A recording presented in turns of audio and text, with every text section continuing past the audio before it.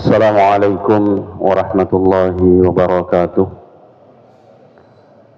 Bismillah, alhamdulillah, wassalatu wassalamu ala rasulillah wa ala alihi wa sahbihi wa man wala wa la hawla wa la quwata illa billah wa ba'd. Jemaah sekalian yang semoga kita semua dirahmati oleh Allah Subhanahu wa taala. Pada pertemuan yang lalu kita telah menjelaskan tentang membaca doa iftitah, dan kita langsung saja melanjutkan. Ada beberapa doa iftitah yang kita sebutkan pada pertemuan yang lalu dan Imam Ibnu Hajar Al-Asqalani mengatakan riwayat yang paling sah tentang bacaan doa iftitah itu adalah yang diriwayatkan oleh Abu Hurairah radhiyallahu anhu, yaitu Allahumma ba'id baini wa baina khataayaya kama ba'adta bainal masyriqi wal maghribi, dan seterusnya. Nah, selanjutnya kita masuk pada pembahasan membaca Al-Fatihah. Para ulama sepakat bahwa membaca Al-Fatihah dalam salat adalah rukun bagi imam dan yang salat sendirian. Berdasarkan hadis la salata liman lam yaqra bi Fatihatil Kitab, tidak ada salat bagi yang tidak membaca Fatihatul Kitab, yakni Al-Fatihah. Adapun bagi makmum, maka membaca Al-Fatihah adalah wajib jika imam tidak menjaharkan bacaannya. Jadi kalau dalam salat sir, maka makmum juga wajib membaca Al-Fatihah. Dan bila dia menjaharkan, maka kewajiban itu gugur. Berdasarkan dalil wa idza quri'al qur'anu fastami'u lahu wa ansitu la'allakum turhamun. Dan jika dibacakan Al-Qur'an, maka dengarkanlah dengan seksama dan diamlah agar kalian dirahmati. Dan dalam hadis Rasulullah sallallahu alaihi wasallam bersabda, innama ju'ilal imamu liyutamma bih, fa idza kabbara fakabbiru wa idza qara'a fa ansitu.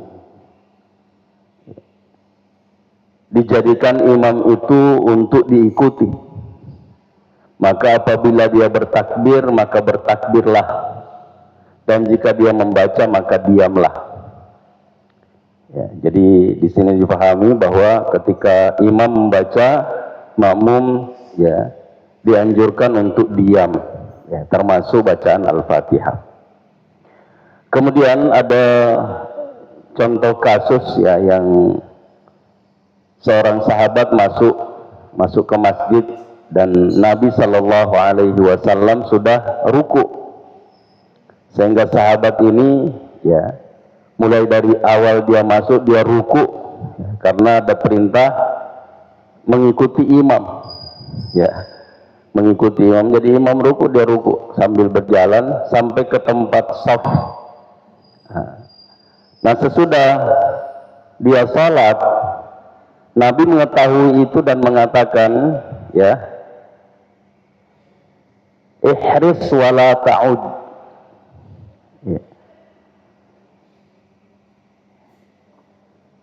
Jadi jagalah dan jangan ulangi. Ini interpretasi jangan ulangi. Sebahagian mengatakan jangan ulangi salat. Sebahagian mengatakan bahwa jangan ulangi perbuatan yang seperti ini. Nah, tapi kalau seandainya salat itu bagi makmum wajib membaca Al-Fatihah dan tidak sah kalau dia tidak membaca, maka pasti Nabi menyuruh ini orang untuk mengulangi salatnya, mengulangi salatnya.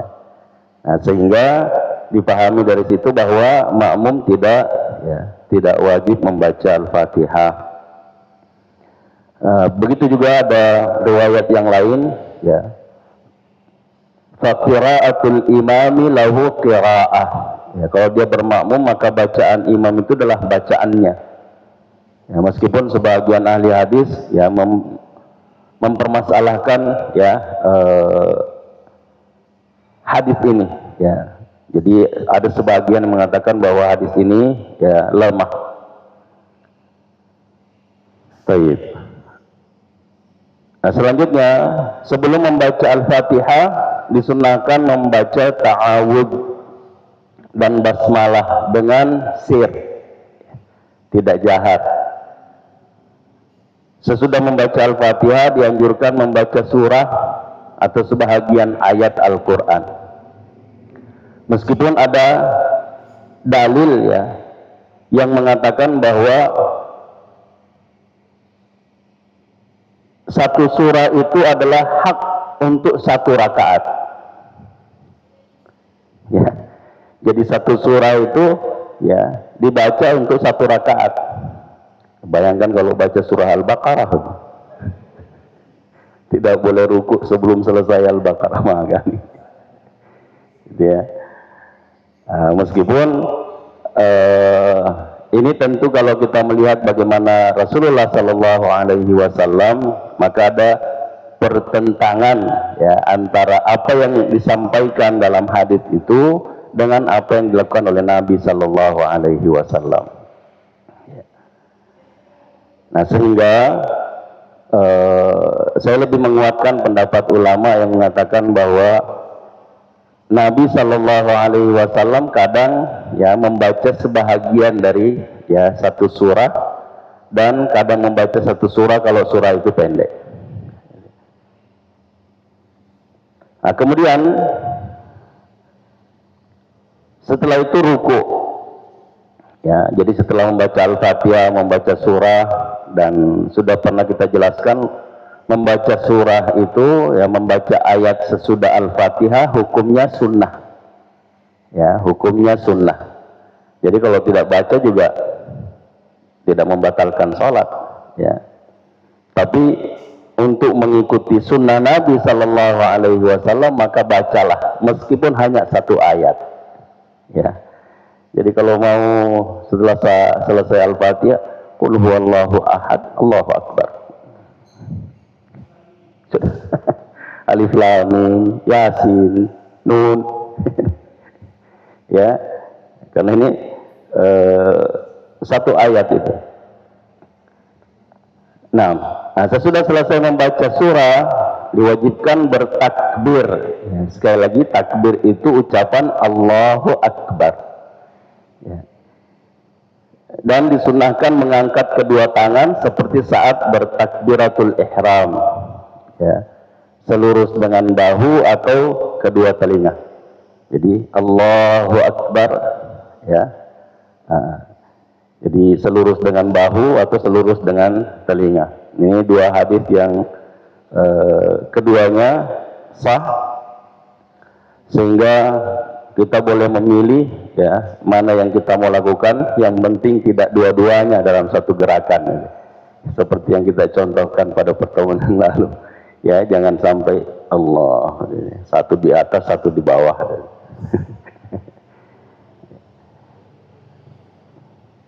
Baik.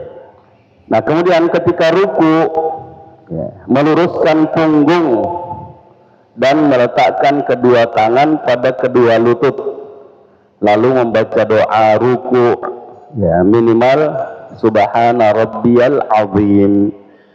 Ya, jadi contoh yang disebutkan oleh ya sahabat ya ketika ruku ya setelah bertakbir ya Allahu Akbar, rukunya ya lurus punggungnya dengan kepala ya, yang disebutkan dalam hadis ya, fa idza raka'a amkana kaffaihi min rukbatayhi ka'annahu qabidun 'alayhima thumma hasara dhahrahu. Nah, jadi kemudian selain rukuknya punggungnya lurus, ya, dengan kepala ke depan, tangan, ya, letak posisi tangan seperti ini, ya, menggenggam lutut, ya, ka'annahu qabidun alaihima, ya, seperti ini.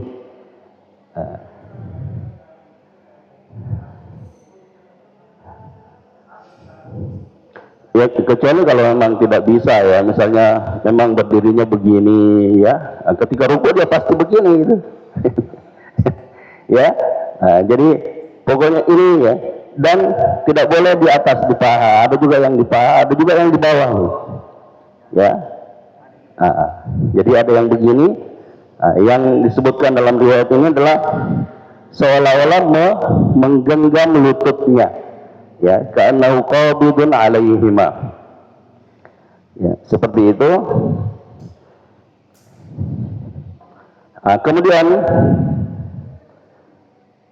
dalam riwayat yang lain, fawada'a yadayhi ala rukbatayhi wa farraja asabi'ahu, ya, di sini riwayat, ya, yang kedua ini, fawada'a yadayhi ala rukbatayhi, lalu beliau meletakkan kedua tangannya di atas kedua lututnya, wa farraja asabi'ahu, yang disebut farraja itu merenggangkan jari jemarinya, ya, merenggang. Kemudian dalam riwayat yang lain, ini tentang lurusnya punggung Nabi ketika ruku, kana idza raka'a sawwa dhahrahu hatta law subba 'alaihi al-ma'u lastaqarra, adalah apabila beliau ruku, yakni Nabi sallallahu alaihi wasallam, beliau meluruskan punggungnya hingga jika dituangkan air di atasnya, maka air itu tetap pada tempatnya. Ini tidak tumpah. Ya, jadi kalau posisinya seperti ini, ya pasti tumpah. Ya, atau seperti ini. Ya, makanya diluruskan itu, lurus. Ya. Jadi tidak ke bawah, tidak ke atas. Gitu.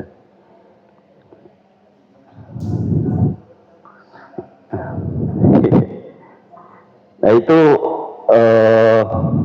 apa ya? Iya, jadi seperti yang saya sampaikan pada pertemuan-pertemuan sebelumnya, kita jangan langsung menjustis, ya, bahwa salah. Dia itu tidak betul, tidak benar. Siapa tahu dia punya dalil lain, ya. Engkau dalil nak katanya daripada sengidi, ya. Maka sebaiknya, ya, jangan dicerita itu. Ya, kalau tapauan, ya, mak guru, ya, kita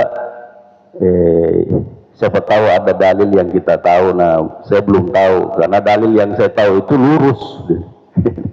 Ya, itu sambil kita mengajarkan apa yang kita tahu, ya, daripada kita salah berarti ngaruh digigit melibu dicarita digibannya senang. Dan tidak memperbaiki, gitu, ya. Tapi kalau kita datangi, kita tanya, ya seolah-olah kita belajar. Nah itu. Seperti yang dilakukan oleh cucu Nabi Sallallahu Alaihi Wasallam kepada sahabat yang cara wudhunya salah. Ya, lalu kedua cucu Nabi Sallallahu Alaihi Wasallam meminta kepada orang tua ini bahwa coba lihat, ya, kau jadi hakim, ya, lihat siapa yang paling benar wudhunya ini di antara kami berdua. Lalu dia berwudhu sesuai dengan yang diajarkan oleh Nabi. Lalu orang tua ini mengatakan, oh, dua-duanya kamu benar. Yang salah itu saya. Ya, seperti itu, ya, cara mengajarkan dengan bijaksana. Kemudian i'tidal, ya, bangkit dari ruku. Ya, sebagaimana kita telah jelaskan, ya, hadis yang panjang tentang pengajaran Nabi Sallallahu Alaihi Wasallam kepada sahabat yang disebut al-musi'u salatuhu. Ya, orang yang buruk atau jelek salatnya. Jadi ketika Nabi menyampaikan kalau kamu mau salat berwudu dengan sempurna, kemudian menghadap kiblat, kemudian bertakbirlah, ya. Kemudian bacalah apa yang mudah dari Al-Quran, ya. Tsumma qra' ma tayassara ma'aka minal Qur'an, tsumma rka', ya. Kemudian rukulah sampai kamu hatta tatma'inna raki'an, sampai kamu tenang dalam ruku, ya. Tsumma rfa' hatta ta'tadila qa'iman, kemudian bangkitlah dari ruku i'tidal sampai kamu lurus berdiri, ya. I'tidal. Nah, bangkit dari ruku bagi imam dan yang salat sendirian wajib mengucapkan sami'allahu liman hamidah. Ini wajib, ya. Yang disebut wajib itu kalau ditinggalkan, ya, dengan sengaja batal. Kalau ditinggalkan karena lupa, sujud sahwi, ya, sujud sahwi. Nah, jadi bagi yang imam atau salat sendiri wajib mengucapkan sami'allahu liman hamidah sambil mengangkat kedua tangan seperti ketika bertakbir, ya, bertakbiratul ihram. Jadi bangkit dari ruku, sami'allahu liman hamidah. Nah, kemudian membaca rabbana walakal hamd, ya. Adapun makmum hanya mengucapkan rabbana walakal hamd, tidak mengucapkan sami'allahu liman hamidah. Ya, jadi bangkit dari ruku bagi yang imam atau salat sendirian wajib membaca sami'allahu liman hamidah. Ya, adapun bagi makmum, ya, maka dia hanya membaca rabbana walakal hamd. Nabi sallallahu alaihi wasallam, ini ya, keutamaannya mengucapkan doa i'tidal itu. Idza qala al-imamu sami'allahu liman hamidah faqulu rabbana walakal hamd. Fa innahu man wafaqa qawluhu qawlal malaika ghufira lahu ma taqaddama min dzambi. Ya. Apabila imam mengucapkan sami'allahu liman hamidah, maka ucapkanlah oleh kalian, ya, makmum, rabbana walakal hamd.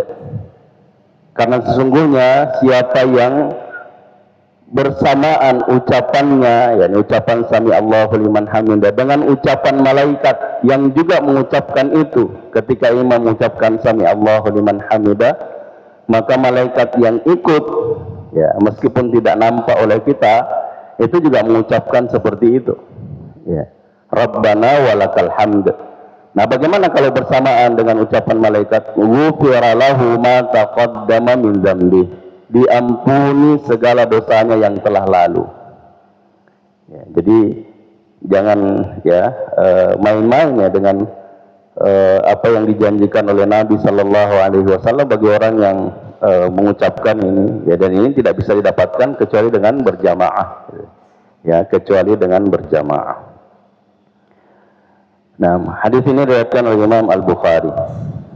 Nah, selanjutnya dalam riwayat yang lain dari Imam Ahmad, Abu Dawud, dan An-Nasai, dia bangkit dari ruku itu hatta yarji'a kullu 'azmin mawdi'ahu, ya, sehingga setiap tulang kembali kepada tempatnya. Ya, jadi tadi kita posisi sholat itu berdiri, ya, berdiri. Nah, jadi ketika kita ruku, ini tulang ini bergerak, ya, bergerak, sehingga ketika kita bangkit lurus kembali, sehingga posisi tulang itu kembali pada posisi semula tempatnya. Nah, maka di sini juga yang menguatkan pendapat yang mengatakan tidak kembali ke sini, ya. Nah, jadi, ya, meskipun ada riwayat, ya, yang mengucapkan atau mengatakan bahwa kembali ke dada, ya, kembali ke dada, karena pendapat ini mengatakan posisi awal ketika kita salat itu adalah sedekap, ya, sedekap seperti ini. Nah, jadi ada juga yang mengatakan yang kembali kepada posisi semula, ya, kita sebelum salat itu, ya, sudah pada saat berniat itu menghadapnya lurus tangannya. Nah, kemudian sujud, ya, jadi sesudah i'tidal sujud. Setelah berdiri tegak lurus ketika i'tidal, kemudian bertakbir dan sujud. mendahulukan lututnya, kemudian kedua tangannya, dan meletakkan kedua tangan lurus dengan kedua telinga, ya, seperti ketika kita bertakbiratul ihram. Nah, ketika sujud, ya, posisi tangan kita itu di samping kepala, lurus dengan telinga, ya, lurus dengan telinga.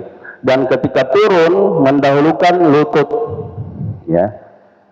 Nah, meskipun ada riwayat yang mengatakan bahwa, dan itu bukan riwayat langsung, ya, yang disampaikan oleh Nabi, tapi difahami, ya, difahami.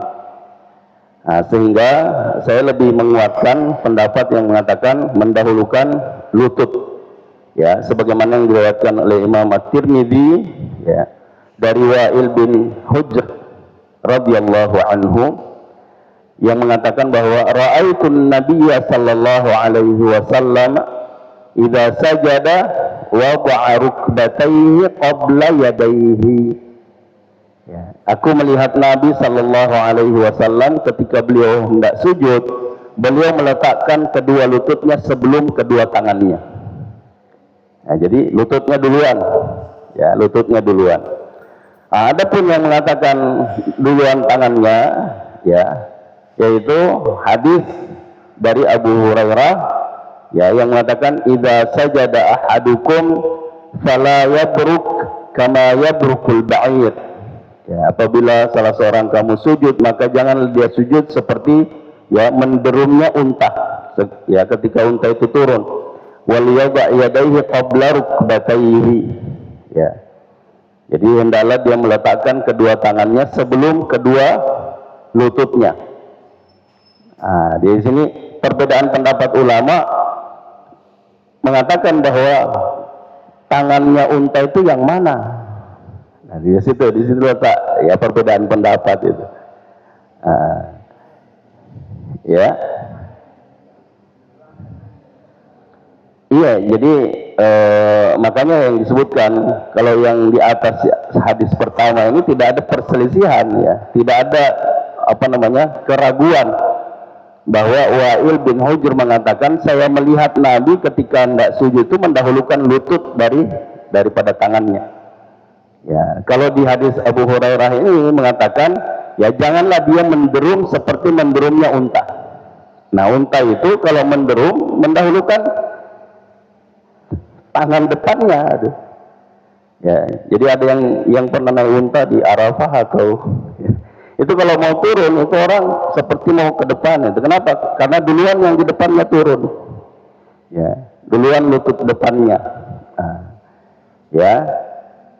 Nah, di sini sehingga ini diperselisihkan yang mana yang sebetulnya itu, karena Nabi mengatakan jangan dia duduk seperti duduknya unta, ya. Lalu beliau mengatakan wal yada' yadayhi qabla rukbatayhi, dan dalam meletakkan kedua tangannya, ya, sebelum kedua lututnya, gitu. Padahal unta yang di depannya dulu turun, ya, seolah-olah bertentangan gitu. Nah, sehingga kita mengambil, ya, saya lebih menguatkan pendapat yang pertama, hadis yang pertama, ya, meskipun ada seperti yang saya sampaikan pada pertemuan sebelumnya, ya, Dr. Adi Hidayat itu mengatakan dua-duanya boleh, ya, yang tidak boleh itu mendahulukan kepala. Jadi kalau mau sujud, iya. Ya, meskipun memang ada riwayat yang mengatakan Nabi, ya, di akhir hayatnya itu karena mungkin sudah susah, ya, lututnya duluan, maka mendahulukan tangan. Ya, begitu juga ketika berdiri, ya, ketika berdiri ada yang menyebutkan Nabi bertelekan, ya, seperti ini.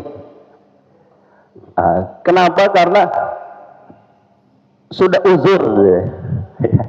Sudah tidak mampu lagi, ya, berdiri seperti di awal, ya, di awal. Nah, sehingga jangan sampai kita yang masih kuat berdiri seperti, ya, seperti yang mendahulukan lutut, kemudian mendahulukan, ya, tidak bertelekan ke tangan ketika berdiri, ya, kita melakukan itu, Ya, karena Nabi melakukan yang seperti ini ketika beliau sudah tidak kuat. Ya, wallahu a'lam bishawab. Nah, kemudian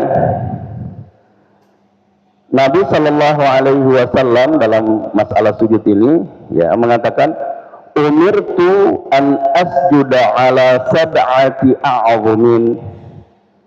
Saya diperintahkan untuk sujud ya atas 7 anggota sujud, ya anggota tubuh. Ala jabhah, ya. Yang pertama di atas dahi, wa asyara biyadihi ila anfih. Ya, dan dia juga memberi isyarat ke hidungnya. Artinya merapatkan dahinya dan hidung. Ya, jadi al-jabhah. Ya, meskipun dalam riwayat yang lain al-wajh, ya wajah. Nah, jadi tapi jangan dipahami ya ketika kita sujud diputar-putar merapatkan semua wajah. Tidak. Jadi al-jabhah ya dan hidung. Wal yadain, dan kedua tangan. Yang dimaksud di sini adalah telapak tangan, ya rapat. Warukbatain, dan 2 lutut, ya. Wa atrafil qadamain, ya dan ujung-ujung jari, ya ujung jari.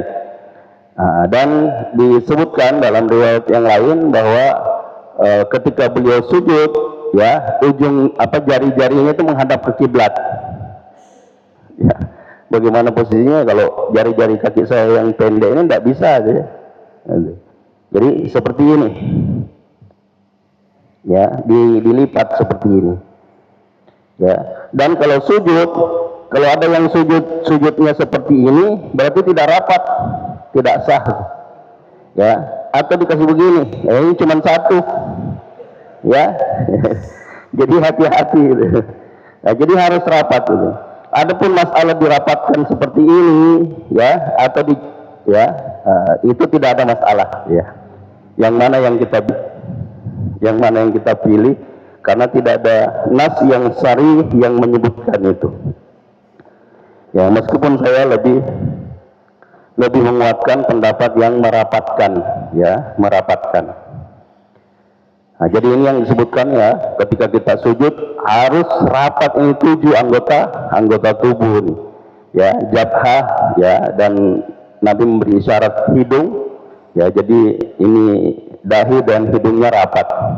Kemudian 2 tangannya, yakni telapak tangan yang posisinya di samping telinga, kemudian 2 lutut, ya, dan ujung-ujung jari kedua kaki.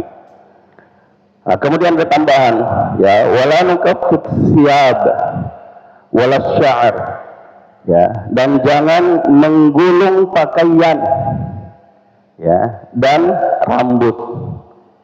Ya, jadi yang panjang rambutnya, ya, kecuali kalau perempuan itu dianjurkan untuk mengikat itu rambutnya, dikonde, ya.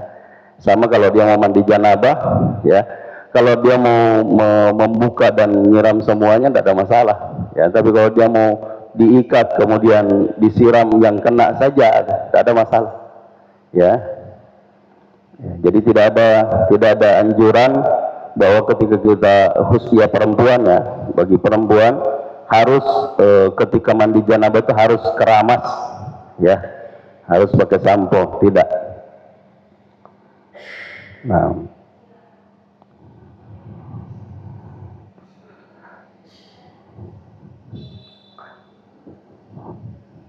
Nah, kemudian tidak menggulung, ya. Jadi sebagian menafsirkan di sini bahwa kenapa kita tidak boleh menggulung lengan baju, ya, tidak boleh mengikat rambut ketika salat, ya, supaya ya rambut itu juga ketika kita sujud dia bersujud, dia turun, ya, dia turun. Jadi supaya tidak ada yang seolah-olah menantang Allah Subhanahu wa taala. Tapi ini pendapat, ya. Ini pendapat. Nah, jadi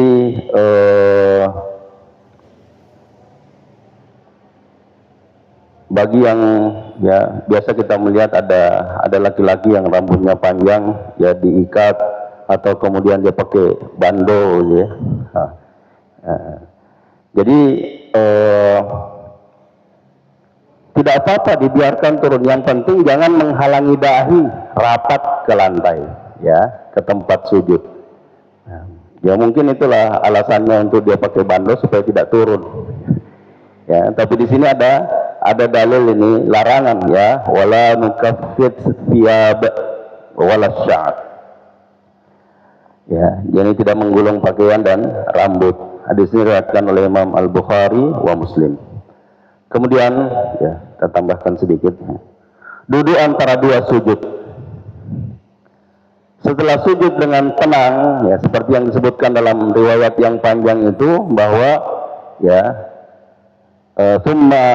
thumma rfa' hatta ta'tadila qa'iman thumma sujud hatta tatma'inna sajidan, ya, kemudian sujudlah sampai kamu tenang dalam sujud, ya. Thumma rfa' hatta tatma'inna jalisan, kemudian bangkit dari sujud sampai kamu tenang dalam duduk. Nah, jadi setelah sujud dengan tenang dan membaca doa sujud, ya, minimal subhana rabbiyal a'la. Ya, ketika ruku tadi, ya, minimal subhana rabbiyal azim, ya, dan ini ada dalilnya, ya. Jadi ketika turun ayat fasabbih bismi rabbikal azim, ya, Nabi diperintahkan untuk ij'aluha fi ruku'ik, ya, jadikan itu bacaan ruku, maka dibaca subhana rabbiyal azim. Ketika turun sabbih isma rabbikal a'la, ya, Nabi diperintah ij'alha fi sujudik, ya.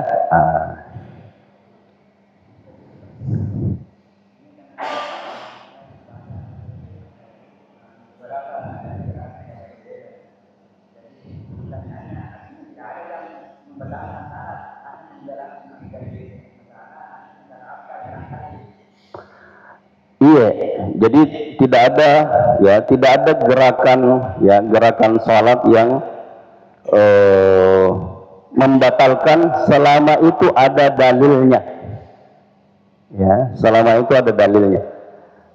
Karena ada juga orang yang hanya memahami, ya, misalnya, ya, Nabi ketika bertakbir mengangkat kedua tangannya, ya, mengangkat kedua tangan.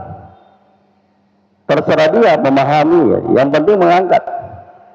Padahal ada riwayat yang mengatakan Nabi mengangkat tangan selurus dengan telinganya atau selurus dengan bahunya. Nah, sehingga salah, ya, kalau dia mengangkat. Ya, ketika dia i'tidal, ya, Nabi mengucapkan sami Allahu liman hamidah dan mengangkat tangannya seperti ketika dia bertakbiratul ihram. Ya, berarti tidak seperti ini. Ya. Karena ada juga sami Allahu liman hamidah, ya, ini, ya, meskipun ini posisi berdoa, ya, posisi berdoa, tapi tidak seperti itu yang disebutkan oleh Nabi Shallallahu Alaihi Wasallam, ya. Jadi Nabi ketika takbir, ya, bertakbir mengangkat kedua tangannya dan jari-jarinya ini menghadap, ya, ke kiblat.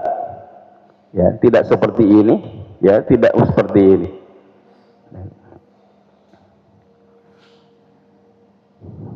Nah, kemudian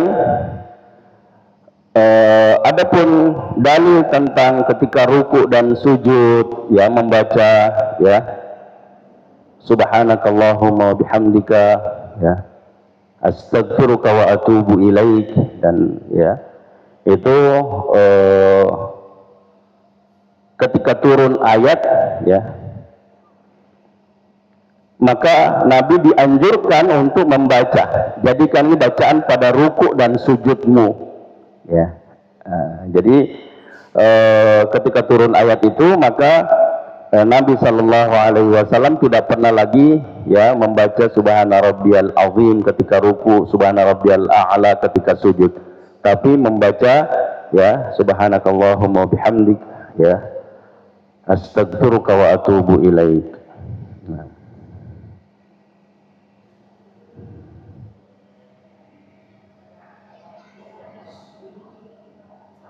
Ya, jadi ayat fasabbih bihamdi rabbika wastaghfirhu. Ya, wastaghfirhu. Ya. Itu ketika turun ayat itu ya dianjurkan atau diperintahkan kepada Nabi, jadikan itu sebagai bacaan ruku dan sujudmu.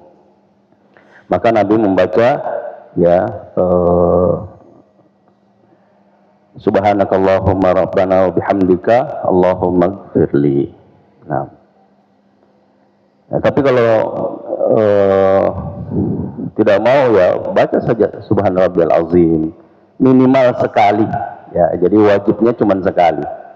Ya, adapun meninggalkan itu sunnah. Ya, meninggalkan sunnah. Tapi yang tidak boleh ditinggalkan sekali ini. Ya, baca doa itu. Ya, subhanarabbiyal azim atau ketika sujud subhanarabbiyal a'la. Nah, kemudian bangkit dari sujud, duduk antara dua sujud. Ya, posisi tangan ya, kedua telapak tangan di atas ujung ya paha kiri kanan, seperti yang kita contohkan pada pertemuan yang lalu ya, hadis dari Wa'il ya, hadis dari Wa'il ketika Nabi SAW duduk ya, duduknya duduk iftirash ya, iftirash itu adalah menduduki kaki kiri ya, seperti ini. Jadi duduk di atas kaki kiri dan menegakkan kaki kanan ya, dan tangan kirinya di atas ujung paha kiri dan yang kanan di kanan.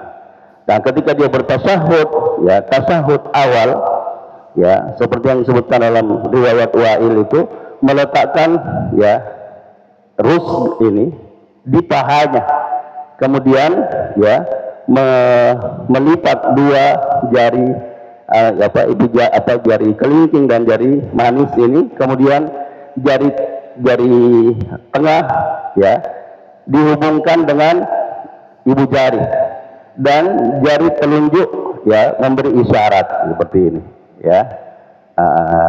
Jadi sebahagian mengatakan dan riwayat Wa'il mengatakan di ketika musim dingin ya, ada sahabat yang memakai ya penutup karena dingin, dan dia melihat kainnya itu bergerak-gerak ya, meskipun saya lebih menguatkan tidak menggerakkan dengan sengaja ya, karena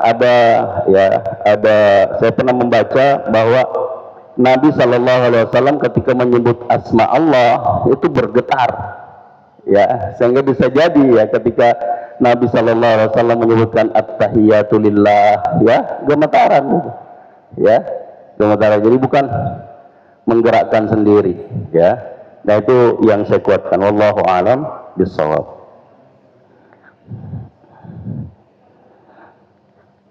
Oke. Kemudian doanya ya, doa duduk antara dua sujud ini ya minimal rabbighfirli ya, rabbighfirli. Jadi kalau mau yang lebih panjang ya, dalam riwayat Abu Dawud ya, disebutkan rabbighfirli warhamni wahdini wajburni warzuqni warfa'ni wa'afini ya. Adapun menambahkan wa'fu anni ya, ini sampai sekarang saya mencari ya dasar dari wa'fu anni ya, dari mana dalil yang memberikan tambahan wa'fu anni ya. Jadi di sini hanya ya disebutkan pertama rabbighfirli ya, Rabb ampuni aku ya, warhamni rahmati aku, wahdini dan beri petunjuk kepadaku, wajburni dan perbaikilah ya keadaanku, maksudnya tutupi kekuranganku dan angkat kehinaanku ya. Kemudian warzuqni dan berikan rezeki kepadaku, warfa'ani dan angkat derajatku ya, wa'afini dan sehatkan aku ya. Jadi 7 yang diminta oleh Nabi dalam riwayat Abu Dawud ini. Nah, adapun menyebutkan ada 8 ya, wa'fu anni ya, dan ampuni aku ya, ampuni aku. Kalimat wa'fu anni ini ya, sampai sekarang saya masih mencari ya literatur ya tentang menambahkan itu ya, menambahkan.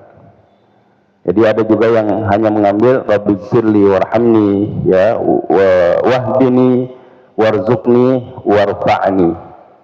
Nah, tidak ada wa'afini. Jadi ada yang cuma 5, ada yang 6, ada yang 7. Jadi kalau di sini disebutkan bahwa ketika kita diminta berdoa dalam sholat, ya kita boleh minta apa saja, ya. Maka selama tidak mengatakan bahwa Nabi ya menganjurkan atau memerintahkan seperti itu, boleh. Ya, tapi kalau mengatakan Nabi menyuruh kita begitu, ya, nah tidak ada dalil yang menjelaskan bahwa Nabi melakukan dan memerintahkan, berdosa kita, tidak boleh, ya. Jadi itu kemudian sujud yang kedua ya seperti posisi yang pertama.